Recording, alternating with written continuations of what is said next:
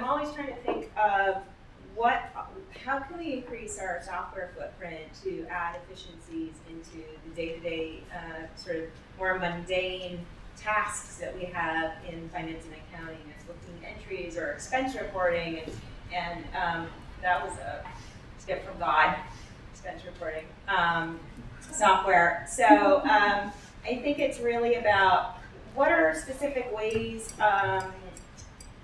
increasing software footprint, or looking at processes, to Liz's point, and how can we build in additional efficiencies that will free up some of our bandwidth and give us more time to focus on more strategic type of initiatives.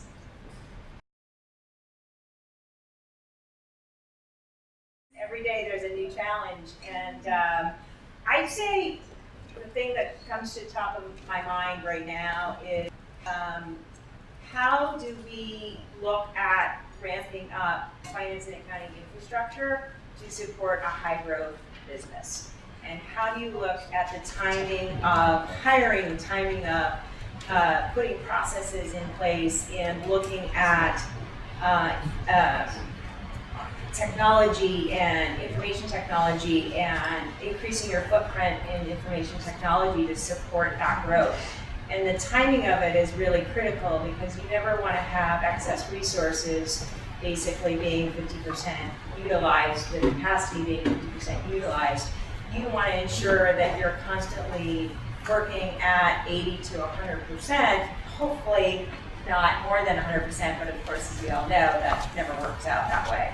But I think that to me is a big challenge, is how do you plan that? How do you look at the long-term strategy of the company and sort of back into how you need to support that growth with the infrastructure?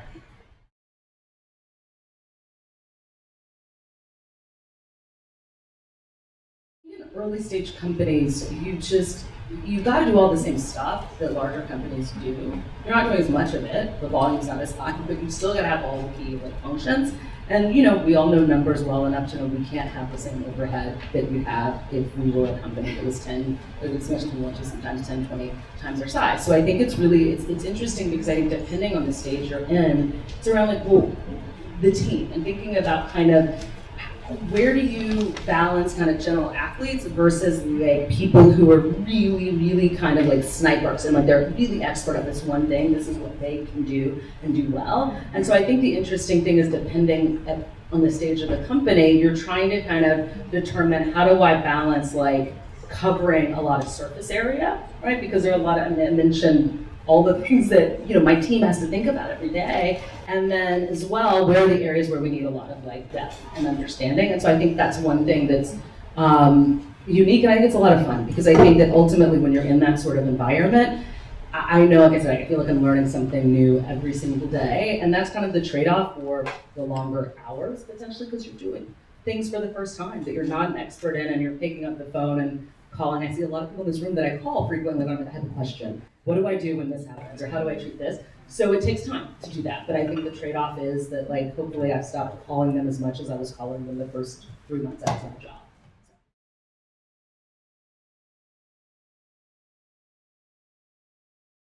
A great question is something that I think about, I think we all think about all the time, because the media landscape is changing so quickly, and companies need to change and evolve quicker if we're going to survive. And so as finance and accounting individuals, we need to take up the gauntlet and be the leader in helping the company to look at long-term vision, look at long-term planning, and help sort of solidify the view of enterprise value.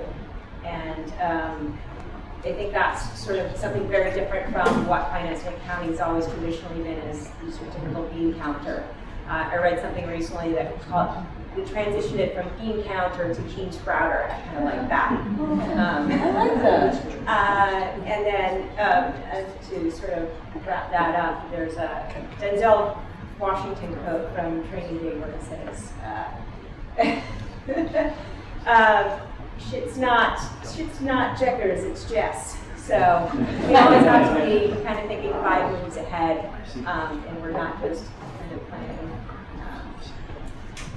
looking one step ahead. We're always trying to look 5 steps